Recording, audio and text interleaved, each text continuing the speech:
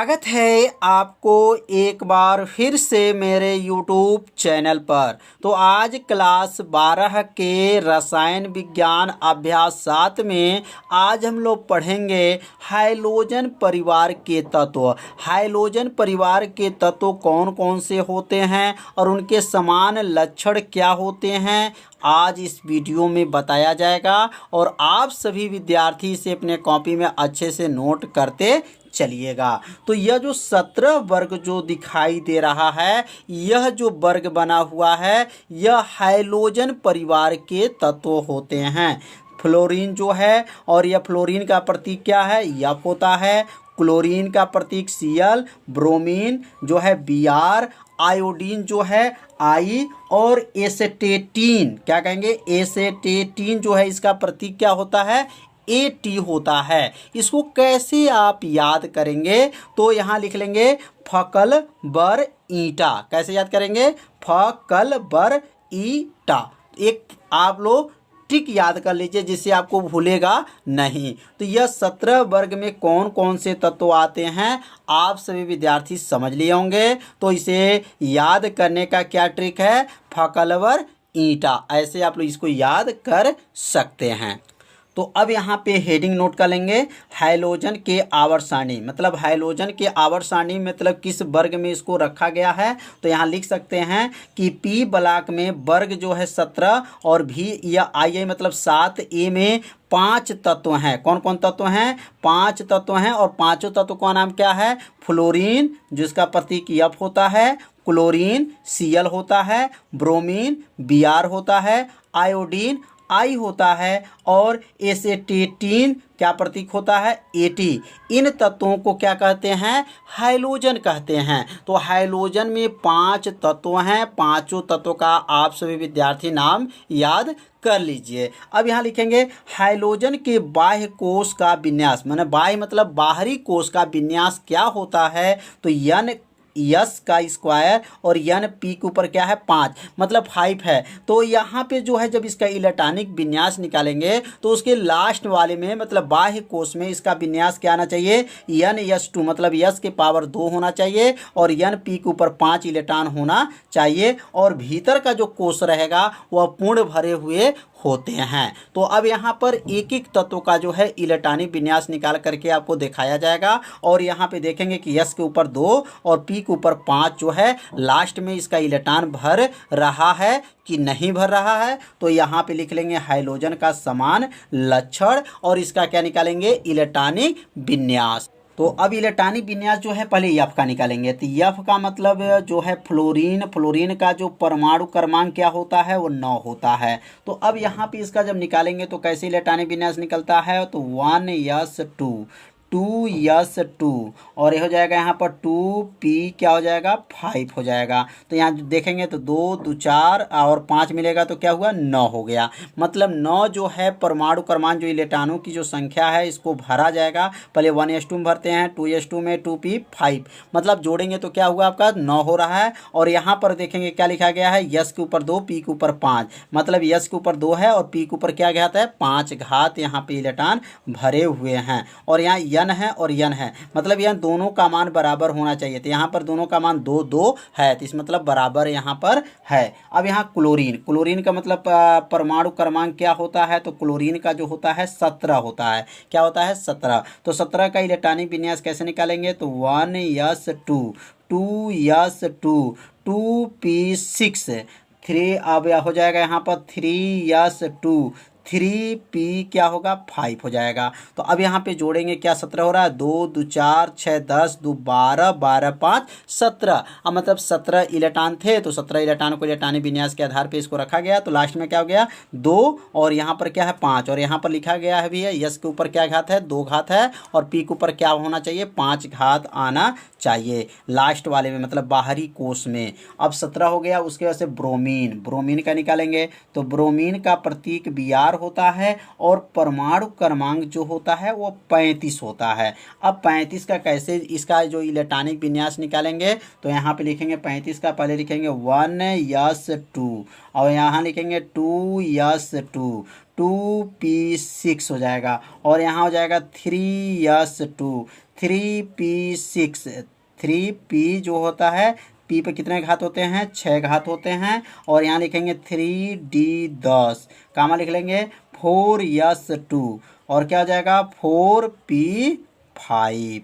अब इसको जब गिनेंगे तो कितने के बराबर होगा, 35 के बराबर हो जाएगा। अब यहाँ लिखेंगे आयोडीन। आयोडीन का परमाणु क्रमांक कितना होता है, तो 53 होता है। कितना होता है, 53। अब 53 का जो इलेक्ट्रॉनिक विन्यास निकालेंगे तो क्या निकलेगा, 1s2, 2s2, 2p6, 3s2, 3p6, और क्या होता है 3d पर 10, और उसके बाद से लिखेंगे 4s2, 4p6, 4d10, और इसके बाद से लास्ट में क्या लिखेंगे 5s2। अब 5 और क्या आ जाएगा p5 हो जाएगा। तो मतलब यहाँ पे जो लास्ट कोर्स में भी देखेंगे, यहाँ पर भी 2 इलेक्ट्रॉन s पर, और p पे जो है 5 इलेक्ट्रॉन है। तो समझ में आ रहा होगा। अब लास्ट जो है हम यहाँ निकालेंगे AT का, और इसका जो परमाणु क्रमांक क्या होता है, तो 85 होता है। अब इसका कैसे इलेक्ट्रॉनिक विन्यास निकालेंगे, तो यहाँ लिखेंगे 1s2, 2s2, 2p6, 3s2, 3p6, 3d10, कामा दे देंगे। अब यहाँ लिखेंगे 4s2, 4 जो है p6, 4d10, और यहाँ हो जाएगा 4f के पावर क्या होता है 14, कामा दे करके यहाँ लिखेंगे अब 5s2, 5 जो है p जो है क्या होगा 6 होगा, और यहाँ जो होगा 5 जो होगा 5d जो है 10 होगा, और यहाँ पे लिख लेंगे 6 जो है 6s2, 6 जो है p5 हो जाएगा। तो यह जो निकला है इलेक्ट्रॉनिक विन्यास किसका निकल गया, AT का निकल गया। यदि आप इलेक्ट्रॉनिक विन्यास निकालना नहीं जानते हैं तो क्लास 11 के प्लेलिस्ट में वीडियो है, वहां से जाकर के इलेक्ट्रॉनिक विन्यास निकालना सीख सकते हैं। तो आप जरूर देख लीजिए इलेक्ट्रॉनिक विन्यास कैसे निकाला जाता है। तो यह जो है 5 तत्वों का यहाँ पर इलेक्ट्रॉनिक विन्यास बताया गया। तो यह किस परिवार के तत्व हैं, तो हाइड्रोजन परिवार के यह तत्व हैं। अब हाइड्रोजन परिवार के जो तत्व की जो संयोजकता होती है वह कितनी होती है, ऑक्सीकरण संख्या कितना होता है, उसका परमाणु त्रिज्या क्या होता है, अब इसके बारे में समझेंगे। तो अब यहाँ लिख लेंगे संयोजकता, मतलब हाइड्रोजन परिवार की जो संयोजकता होता है वह कितना होता है, तो यहाँ लिखेंगे हाइड्रोजन परिवार की जो संयोजकता होता है वह कितना होता है, 1 होती हैं। तो यहाँ नोट कर लीजिए कि हाइड्रोजन परिवार की जो संयोजकता होती हैं वह 1 होती हैं। कई बार यह कंपटीशन के भी एग्जाम में पूछा जा चुका है, तो इसलिए इसको आप लोग याद कर लीजिएगा कि हाइड्रोजन परिवार की जो संयोजकता होती हैं वह 1 होती हैं। अब ऑक्सीकरण संख्या क्या होता है, तो यहाँ फ्लोरीन की उसके सभी यौगिकों का ऑक्सीकरण संख्या -1 होती है। याद रखेंगे जो फ्लोरीन होती हैं उसके सभी जो यौगिक होते हैं उसके ऑक्सीकरण संख्या कितनी होती हैं, -1 होती हैं। और क्लोरीन एवं अनहाइड्रोजन, याद रखेंगे क्लोरीन भी है और अनहाइड्रोजन जो है, तो अनहाइड्रोजन जो है यहाँ पे तो फ्लोरीन 1 हो गया। 5 तत्वों में फ्लोरीन का जो संयोजकता -1 होती है। शेष जो 4 जो हमारे हैं उनकी जो होती हैं जो संयोजकता होती हैं कितनी होती हैं, -1 से लेकर के कहाँ तक होती हैं, +7 तक होती हैं। केवल आपको याद रखना है कि फ्लोरीन के जो सभी यौगिक होते हैं उसके ऑक्सीकरण संख्या क्या होते हैं, -1 होती हैं। तो समझ में आ गया होगा कि ऑक्सीकरण संख्या के बारे में। अब हम लोग समझेंगे परमाणु त्रिज्या, मतलब इसके परमाणु त्रिज्या क्या है इसके बारे में समझा जाएगा। तो यहाँ लिख लीजिए परमाणु त्रिज्या। तो अब परमाणु त्रिज्या के बारे में क्या समझेंगे, तो यहाँ लिखेंगे हाइड्रोजन परिवार में जो इसके आयन विभव जो होते हैं, आयनन विभव परमाणु त्रिज्या किस क्रम में रहते हैं, अब यहाँ पे नोट करते चलेंगे। तो याद रखिएगा कि जो हाइड्रोजन परिवार में जो परमाणु त्रिज्या होते हैं वह बढ़ते क्रम में रहते हैं। तो यहाँ नीचे नोट कर लीजिए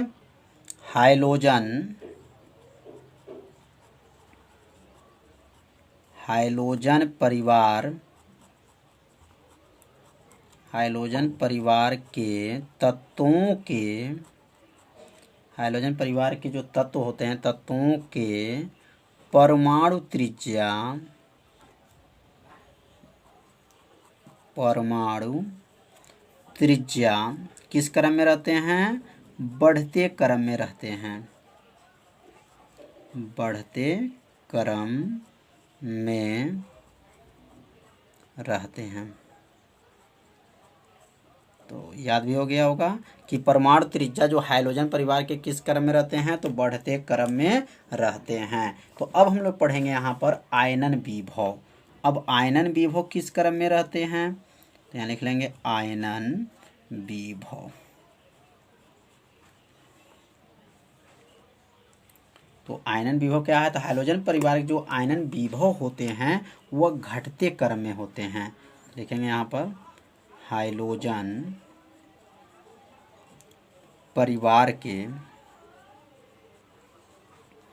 हाइड्रोजन परिवार के तत्वों के आयनन विभव, आयनन विभव घटते क्रम में होते हैं। किस क्रम में? घटते क्रम में होते हैं,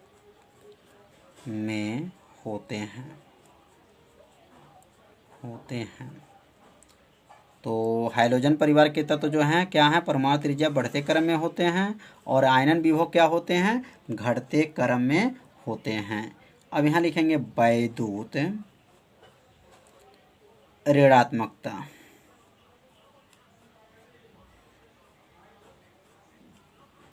अब वैद्युत ऋणात्मकता क्या होते हैं हाइड्रोजन परिवार में? तो यहाँ लिखेंगे वैद्युत जो ऋणात्मकता होते हैं वह भी क्या होते हैं? घटते क्रम में होते हैं। यहाँ लिख लेंगे हाइड्रोजन परिवार के, हाइड्रोजन परिवार के तत्वों की वैद्युत ऋणात्मकता, वैद्युत ऋणात्मकता घटते क्रम में होती हैं, घटते क्रम में होती हैं।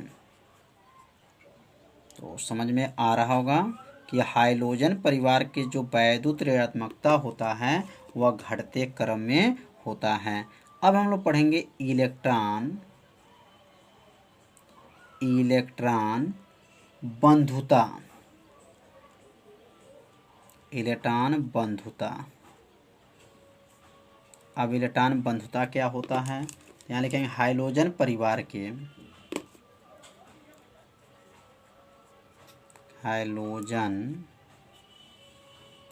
परिवार के, हाइड्रोजन परिवार के इलेक्ट्रॉन बंधुता, इलेक्ट्रॉन बंधुता घटते क्रम में होता है, घटते क्रम में होता है। तो समझ में आ गया होगा कि हाइड्रोजन परिवार के जो है समान लक्षण क्या थे। तो यह जो बताया गया यह हाइड्रोजन परिवार के यह समान लक्षण थे। तो आप सभी विद्यार्थी इस समान लक्षण को अपनी कॉपी में क्या कीजिए? नोट कर लीजिए, 2 बार पढ़िए। निश्चित है यह आपको समान लक्षण आपको याद हो जाएगा। तो आज जो है हम लोग समान लक्षण पढ़े। अब कल हम लोग जो पढ़ेंगे क्लोरीन गैस कैसे बनता है, क्लोरीन गैस बनाने की कितनी विधियां होती हैं, वह कल की वीडियो में बताया जाएगा। तो कल का वीडियो आप सभी विद्यार्थी देखना मत भूलिए। वीडियो को लाइक कीजिए, चैनल पर पहली बार आए होंगे तो चैनल को सब्सक्राइब और घंटी दबाना मत भूलिए, क्योंकि यह लाइव क्लास आपके लिए ही चलाया जा रहा है।